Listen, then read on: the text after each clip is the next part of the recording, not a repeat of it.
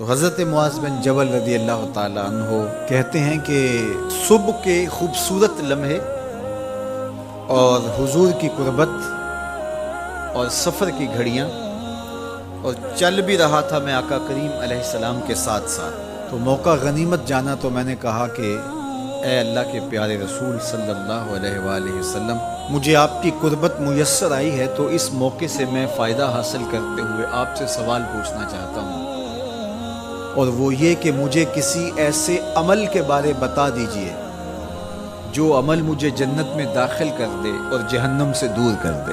تو حضور علیہ السلام نے اس سوال پر ان کی تحسین فرمایا تو نے بہت بڑا سوال کیا ہے، اس کا جو جواب ہے کہ جنت نصیب ہو اور مجھے جہنم سے نجات ملے، تو یہ اتنا آسان کام نہیں ہے، یہ بڑا مشکل کام ہے، لیکن جس پر اللہ آسان کر دے اس کے لیے مشکل نہیں ہے۔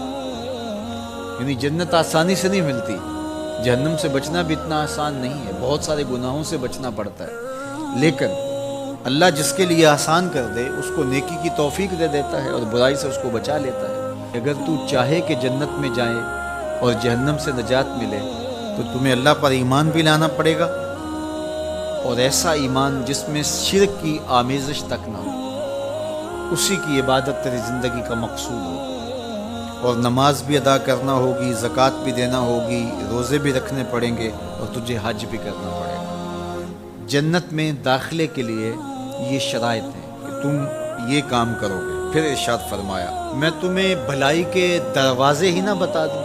ارشاد فرمایا الصوم جنہ، روزہ ڈھال ہے۔ ڈھال آپ سمجھتے ہیں، اگر آپ لوگوں نے ڈھال نہیں دیکھی ہوئی تو آج کے زمانے کے اندر تو سب لوگوں نے جو ہے وہ ڈھال دیکھ لی ہے، چونکہ اس وقت ترکی نے اس طرح سے اپنے کلچر کو اور اپنی تہذیب کو جدید ذرائع ابلاغ کے ذریعے لوگوں تک پہنچایا ہے کہ اب 800-700 سالہ پرانی چیزیں بھی ہمارے سامنے آ گئی ہیں، ورنہ ہم یہ باتیں کیا کرتے تھے تو لوگ ان باتوں کو سمجھا نہیں کرتے تھے، چونکہ اس کا کوئی نمونہ اور شکل موجود نہیں تھی۔ جب دشمن تیر پھینکے تو تیر سے بچنے کے لیے وہ لوہے کا پتلا جو آگے کر دیا جاتا ہے، جو تیر کو اپنے اوپر روک لیتا ہے، اس کو عربی میں جنہ اور اردو میں ڈھال کہا جاتا ہے۔ تو آقا کریم نے فرمایا روزہ ڈھال ہے، تو گویا جہنم کی آگ سے بچانے کے لیے جو ہے وہ روزہ کام دے۔ وَالصَّدْقَةُ تُطْفِئُ الْخَطِیَّةَ، یہ گناہوں کو مٹا ڈالتا ہے، جس طرح کہ آگ کو پانی بجھا ڈالتا ہے، تو اس طرح جب صدقہ دیا جاتا ہے تو جو گناہ ہوتے ہیں وہ ایسے مٹتے ہیں کہ لگتا ہے یہاں گناہ تھے ہی نہیں۔ آگے ارشاد فرمایا رات کے پیٹ میں نماز ادا کرنا، یعنی تہجد کی نماز ادا کرنا۔ پھر حضور علیہ السلام نے یہ آیت پڑھی تتجافی جنوبہم عن المضاجع، ان کی کروٹیں بستروں سے الگ رہتی ہیں، خوف اور طمع میں وہ اللہ کو پکارتے ہیں اور وہ رات کو جاگتے ہیں، ان کی کروٹیں بستروں سے الگ رہتی ہیں، حتی بلغ یعملون، یہ آیت پڑھتے ہوئے آخر تک حضور نے تلاوت فرمائی۔ تو فرمایا جس طرح صدقہ آگ کو بجھا دیتا ہے، اس طرح پچھلے پہر کی نماز تہجد کے سجدے بھی اللہ جل شانہ کے غصے کو ختم کر دیتے ہیں اور جہنم کی آگ کو مٹا ڈالتے ہیں۔ پھر حضور نے ارشاد فرمایا کہ میں تمام امور کی جڑ نہ بتا دوں کیا ہے، جتنے بھی معاملے ہیں اس کی جڑ ہی نہ بتا دوں۔ میں نے جھولی پھیلا کے کہا حضور کیوں نہیں، خیرات ڈالی ہے، تو حضور نے ارشاد فرمایا راس الامر الاسلام، سارے امور کی جڑ اور بنیاد سر اسلام ہے۔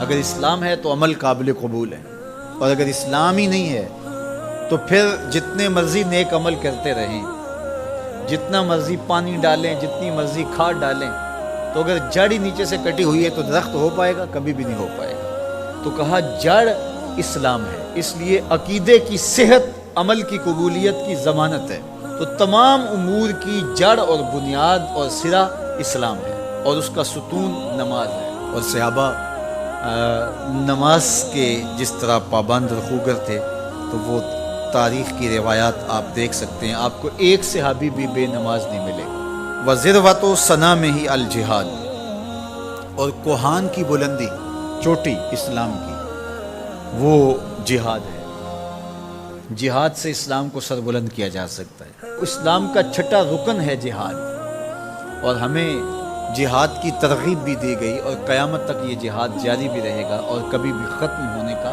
نہیں ہے۔ ہاں اس کے اصول و ضوابط ہمیں دیے گئے، جہاد کے نام سے فساد فی الارض نہ کیا جائے، لیکن جہاد کا انکار اسلام کا انکار ہے۔ یہ اسلام کی چوٹی ہے، ذروۃ و سنام کہا گیا، یہ کوہان کی بلندی ہے۔ تو حضور علیہ السلام نے آخر میں فرمایا کہ میں تمہیں سارے معاملات کی جڑ ہی نہ بتا دوں، خلاصہ ہی نہ بیان کر دوں؟ قلت بلا یا نبی اللہ، میں نے کہا اے اللہ کے نبی کیوں نہیں؟ فاخذ بلسانہ، حضور نے اپنی مبارک زبان کو پکڑا، فقال، اور فرمایا کف علیک ھذا، کہا اس کو روک لے، اس کو کنٹرول کر۔ تو کہتے ہیں میں نے کہا اے اللہ کے پیارے محبوب صلی اللہ علیہ وسلم، جو ہم باتیں کرتے ہیں اس سے بھی مواخذہ ہوگا؟